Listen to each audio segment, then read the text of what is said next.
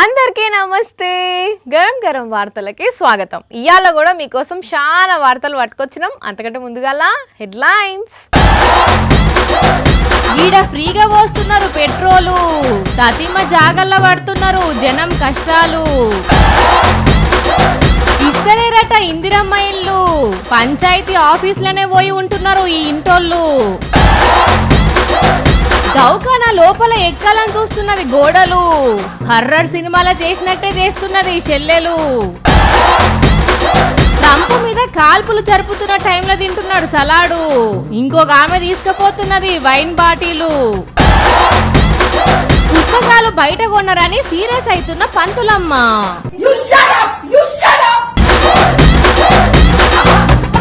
Corona టైంలో టెస్ట్ల కోసం వ్యాక్సిన్ల కోసం జనాలు ఎంతగానో ఇబ్బంది పడి లైన్లు కట్టిర్రో అంతకు మించి ఇప్పుడు పెట్రోల్ డీజిల్ కోసము జనాలు సుక్కలు చూస్తురులా. ఇప్పుడు 1 లీటర్ పెట్రోల్ దొరికితే చాలు ఈ రోజుకి జన్మధన్యం అయిపోయినట్టే అని బంకుల ముంగట ఇంత ఎండకు లైన్లు కడుతున్నారు చూస్తున్నాం కదా. అయితే ఎండల తిరిగి వచ్చిన మనిషికి సల్లటి నీళ్ళిచ్చి కూసోబెట్టినట్టు పెట్రోలో దేవుడాన్ని తిరుగుతున్న జనాలకు ఫ్రీగా పెట్రోల్ కొట్టి కష్టకాలంలో కనిపించే మంచి మనిషి అయిపోయిండు ఈ గొగి అన్న. స్కూటీ బండి ఏదొచ్చినా 1 లీటర్ పెట్రోల్ ఫ్రీగా డబ్బులు లేకుండా కొడుతుండేసరికి జనాలు చూడుండ్రి ఎట్లా బంక్ అంతా నిండిపోయినరో. తిరుపతిలో ఉన్న ఒక బంకుల ముచ్చటగిది. పెట్రోల్ దొరికితే ఫుల్ ట్యాంక్ చేసుకోవడమే గాక క్యాన్లు ఎక్స్ట్రాగా కొని ఇండ్లలో దాచుకుంటున్న ఈ రోజుల్లో మరి ఏ ఉద్దేశంతోని జనాలకు పుణ్యానికి వస్తుండో ఏమో గాని లీటర్ పెట్రోల్ కొట్టి అందరి నోళ్ళ నానిపోతున్నాడు ఈ అన్న. ఇక ఇదొక ముచ్చట ఇటు ఉంచితే ఇంకో దిక్కు ఏపీ అంతటా పెట్రోల్ డీజిల్ అస్సలకే దొరకలేదు. ఇక్కడ ఒక బంకు తెరిచి ఉంటే 100 మంది పోయి లైన్లు కట్టేసరికి ఘోరంగా ట్రాఫిక్ అవుతున్నది. పాపం చూడుండ్రుల్లా ఆటోలను బండ్లను క్యాన్లను తెచ్చి ఎట్లా లైన్లు కట్టిర్రో. పెట్రోల్ డీజిల్ చాలా ఇబ్బందిగా ఉంది సార్. వైజాగ్ లోని ఆటో డ్రైవర్ రోజు టికెట్ సర్వీస్ చేసుకున్న వాళ్ళు కూడా డీజిల్ లేక ఇబ్బంది లేక గొడవలకు చేసుకుంటున్నారు అందరూ.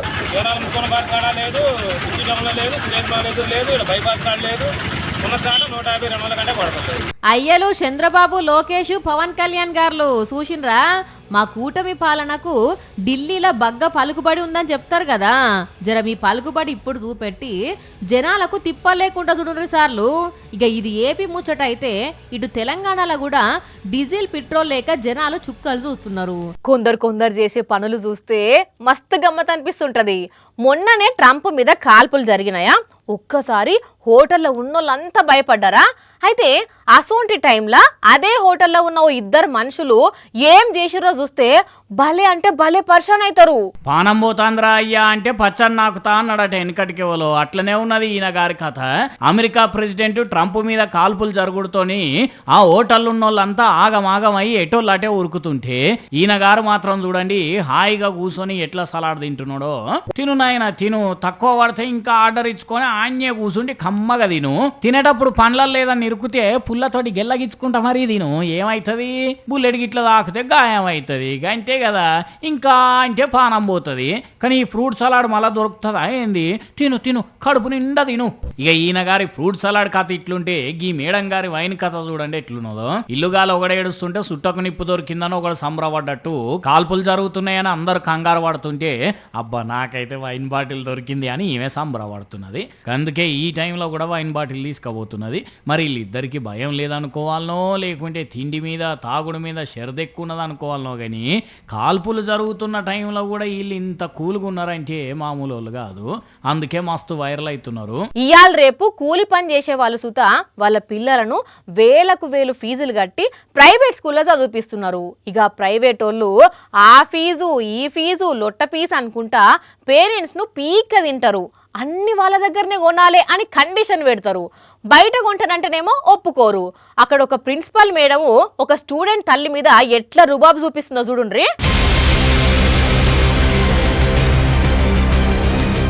ప్రైవేటు దవాఖానలకు పేషెంట్లు ఎట్లనో ప్రైవేటు స్కూళ్లకు పేరెంట్స్ అట్లా ఏదో ఒక పేరు చెప్పి పైసలు దొబ్బుతూనే ఉంటారు. ఆగో ఆ ప్రిన్సిపల్ మేడము ఒక పేరెంట్ను ఎట్లా తిడుతున్నదో చూడుండ్రి.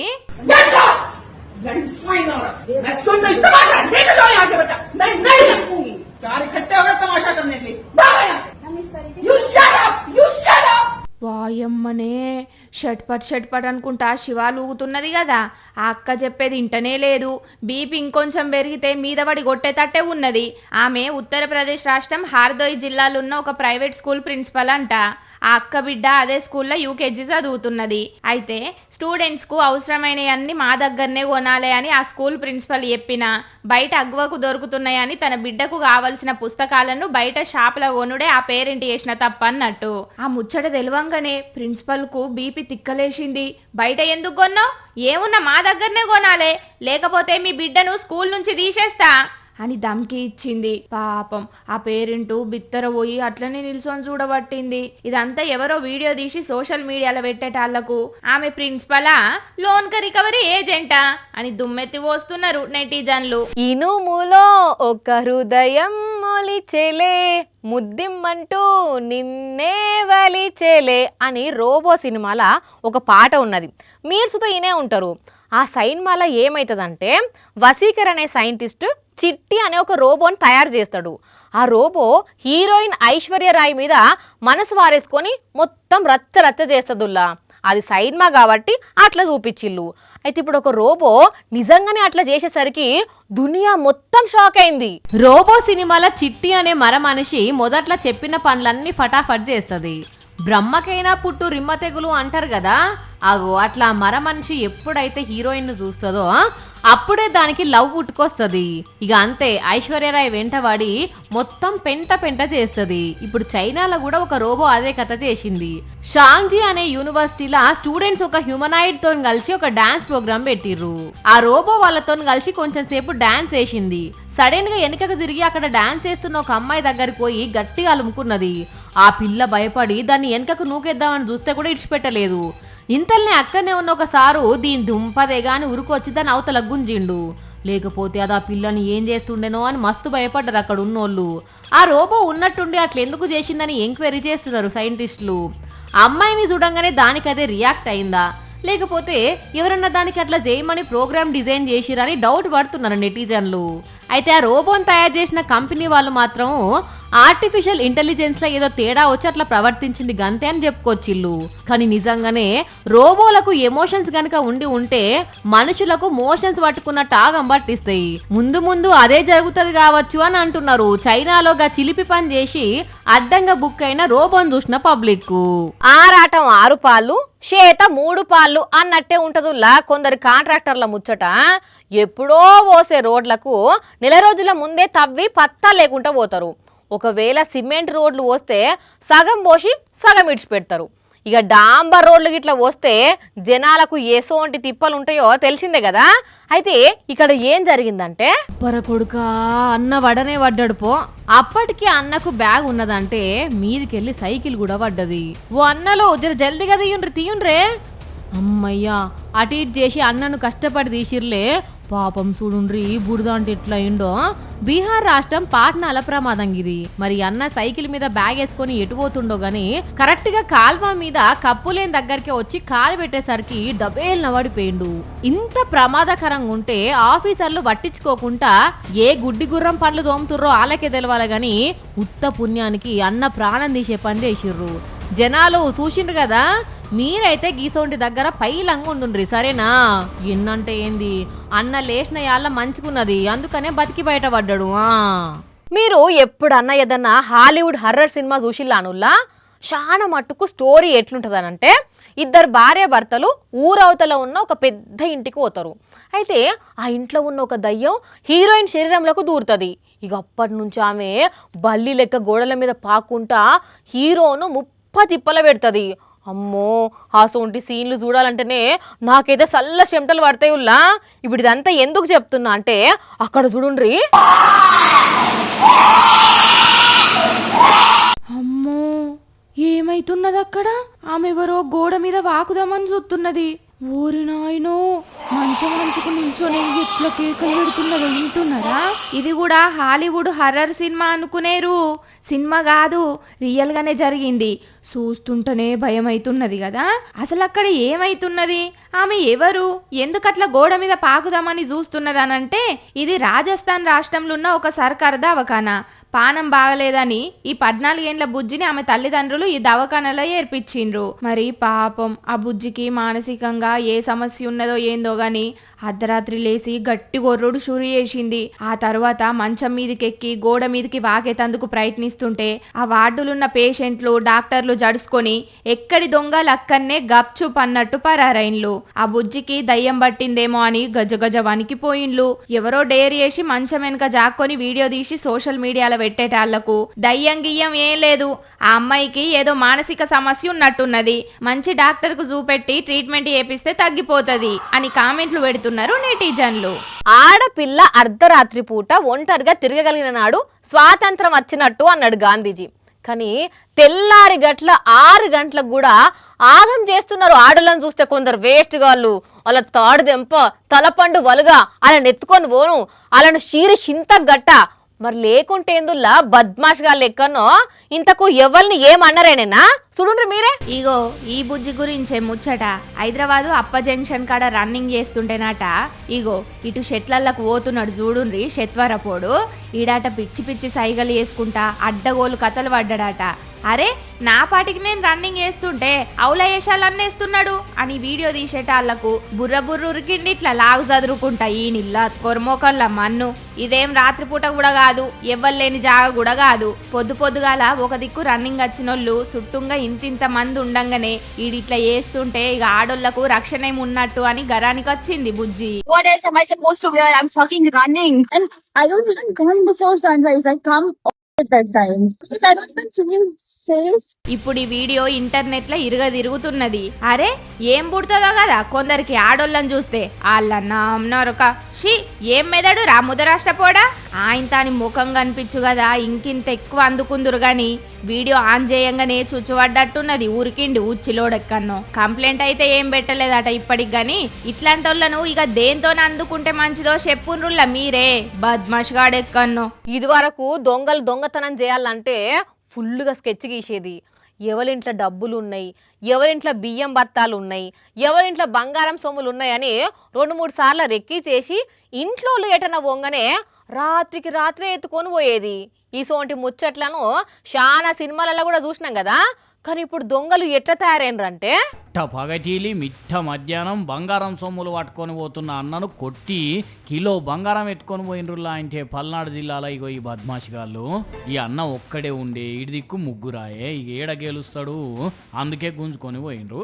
ముందుగాల ఒక్కడే దొంగోడు అటాక్ చేసినప్పుడు అన్న అంత ఈజీగా సంచిని ఇడిచిపెట్టలే కానీ ఎప్పుడైతే బండి మీద ఈ బడిమెగాళ్ళు వచ్చిండ్రో అప్పుడు బంగారం సంచి మీద ఆశలు వదులుకోవాలి. వినుగొండలో ఉండే ఈ అన్న ఆర్డర్ల మీద బంగారం తయారు చేసి దుకాణాలకు ఇస్తాడట. మరి ఎన్ని రోజుల నుంచి ఈ అన్నను పెట్టుకుంటా తిరిగినరో ఏం పాడో కానీ దుకాణాలకు సప్లై చేస్తుంటే నాసు పెట్టుకుంటా వెనకాల తిరిగి ఇగో ఇంత పని చేసిండ్రు. పోలీసులు అయితే కేసు రాసుకొని దేవులాడుతున్నారట. కానీ చూడండి దొంగలు ఎట్లా పరిదిగిస్తున్నారో.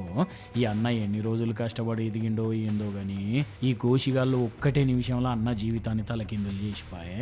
జనాలు చూసిండ్రు కదా. జర మీరైతే బంగారం తీసుకొని బయటికి పోతే పైలం సుమి ఏమంటున్నాం. ఇల్లు లేనోళ్లకు తెలంగాణ సర్కారు ఇందిరమ్మ ఇల్లు ఇస్తుంది కదా.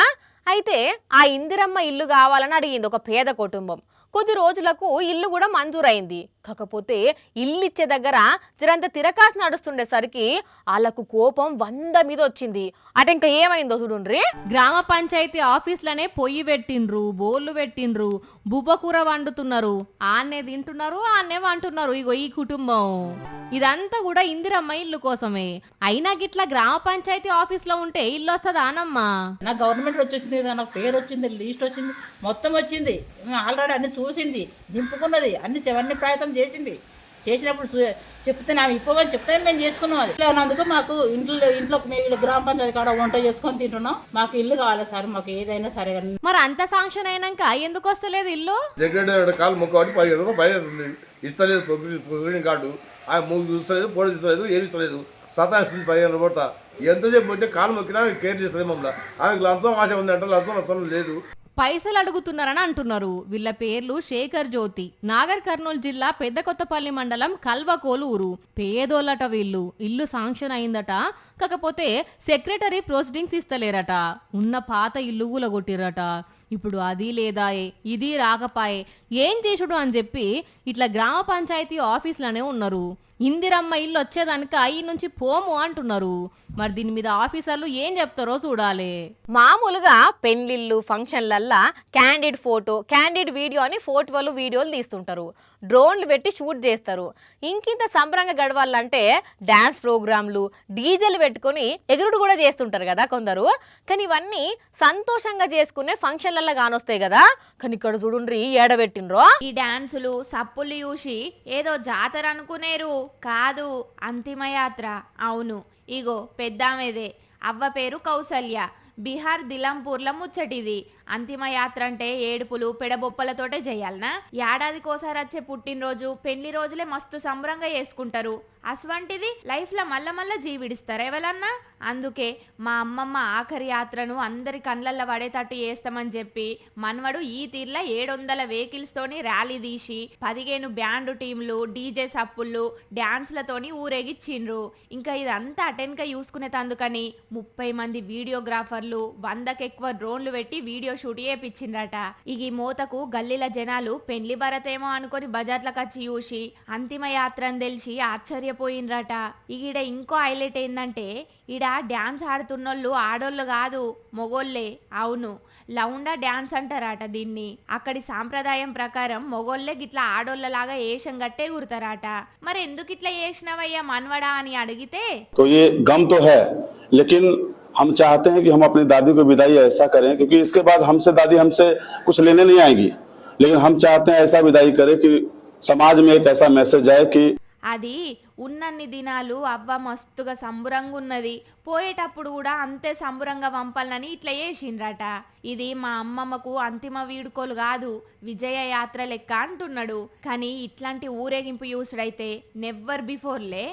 చూసారు కదా, ఇవి ఇవాల్టి గరం గరం వార్తలు. మళ్ళొచ్చే ఎపిసోడ్లో ఇంకిన్ని గరం గరం వార్తలతో కలుద్దాం. మన టైం అయితే గుర్తుకున్నది కదా, రాత్రి 8:30కు, మళ్ళీ పొద్దుగాల 8:30కు. మర్చిపోకుండా చూడండి. టాటా.